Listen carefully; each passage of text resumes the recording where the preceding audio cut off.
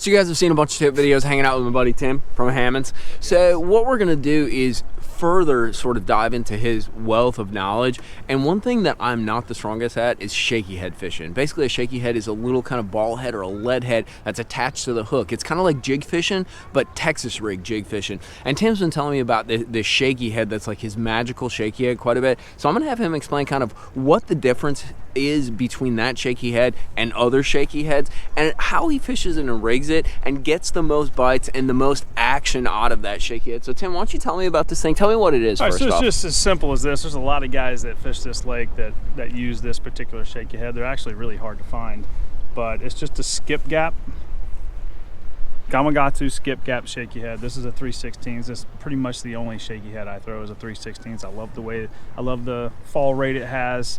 I put usually a green pumpkin Cinco on it. I don't have to get too fancy with that either. It's just really, really simple. The deal with this shaky head, as you can see, most shaky heads with the 90-degree tie will be sitting like this, but this one is cocked back.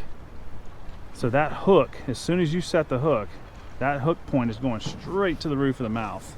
And let me just show you how this worm goes in. A lot of times I'll have to Texpose one like this, right? I'll have to Texpose it to get a good hook set. With this guy, that hook is already sitting at the perfect angle to pop through. So boom, that's it. I mean, that hook is already angled straight to the roof of the mouth. It's not coming this way with the worm. And this is a fantastic little shaky head to throw. 3/16 is all you need. I throw 3/16 in super shallow water, and I'll throw it in 55 foot of water. Something about that fall that really makes that 3/16 get more bite than most. So right now we're just throwing up on a little clay point. We kind of tucked out of the wind in here just to kind of shoot the video for you guys, but this is really simple. We're just throwing up on a clay point. I'm throwing up about 12 to 13 foot of water. We're sitting in 30 right now.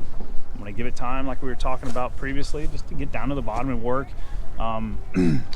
Shaky head is just like a Texas rig. Once it gets down there, it is just fluffing up that bottom, whereas a wacky rig is more of a finesse deal. The shaky head's just kind of fluffing that bottom up and grabs a lot of attention from bass, and they'll come from miles away to get it, it seems like. So it just looks like a crawfish or a bait fish imitating eating the ground. So when a bait fish comes in and eats, they typically will tick their tail up like this and eat like this. So that's shaky head really resembles that very well. So I think that's why you get a lot of bites on a shaky head this time of year. But you get a lot of bites on a shaky head all year round. I use a shaky head, 365 days a year. It doesn't matter, there's always one tied on. It's one of my go-tos. I've won tons of tournaments on a shaky head. It's hard not to be throwing one. So, and that's largemouth and spots. Largemouth and spots, and it's just another tool in your arsenal. I mean, look on our deck, we got wacky rigs, we got all kinds of stuff. Shaky heads tied on, we got teasies tied on, we got all that stuff. It's just another tool, very easy, simple tool to put in your bag. And this skip gap, my daughter's 14, she catches all kinds of fish on this skip gap. It's so easy to set the hook. You don't have to slam it or anything. You can literally almost put your worm up, and if you poke that hole through, you can literally just put your rod tip up and reel it almost, and it just right in the roof of the mouth. So skip gap, shaky head, really hard to find, really hard to get sometimes, but it's a good one. A lot of guys use it. We've already caught some big ones on it today. It's been fun. So we're gonna do it again. One thing I noticed that you do, you almost fish it in place. You're almost like what you're doing with your rod tip right now. You're shaking it. You're not really, you drag it sometimes, but you're shaking it. Yeah, you do a lot of shaking in place, and you want them to see it and come to it and investigate it. And once they see the worm, like I said, you use that nasty smelling worm, like a General or an Ace, something like that. I will throw, some other company stuff, but I'm spraying stuff on it this time of year. I want to keep them on it. I don't want them, when they come and eat it, sometimes you'll miss them and you're like, oh crap, and a lot of people will just reel it back to the boat. Well, if you have a stinky worm down there, they'll come back and eat it again. So that's another good deal for this time of year, especially these pre-spawn bass, because right now they're not, I mean, there are some spawning, definitely spawning, but there's not full bore right now. They're still pulling up out of that deep water. So what we're trying to find is little bass highways, these little points and these humps that these fish pull out of that deep water on and sit on top of first. That's what we're doing with this shaky head today. We're just putting them down these bass highways, shaking them, and trying to get some attention. And that shaky head does that better than like a wacky rig.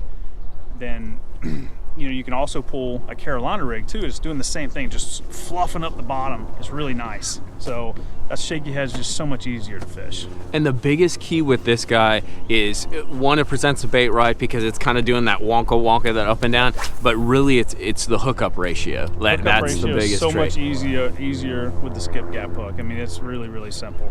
You don't have to slam it like that. I like to.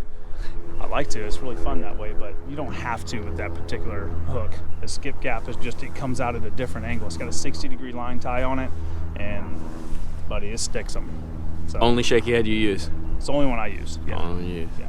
Go check those out. As Tim said, they're really hard to find, but he does have them at Hammond's. You can go online and find them at Hammondsfishing.com. Hammondsfishing.com. But go check them out. I'm actually going to go grab a couple. I usually use like a Gambler Giggy head in that, but I do miss a lot of fish, so it's something that I need to sort of improve on and sort of increase my odds, because especially when you're dealing with like spotted bass and that, you have a lot of nippers. You know, they'll bite it quick and they'll drop it. So if you're able to just keep tension on that line and that sets the hook for you, that gets you two bites versus missing 2 bites, and that's the biggest trick, especially when it comes to spotted bass, smallmouth, those nippy kind of darty fish. Hope you guys enjoyed this tip video hanging out with Tim. Go check out Hammond's if you're ever near Lake Lanier.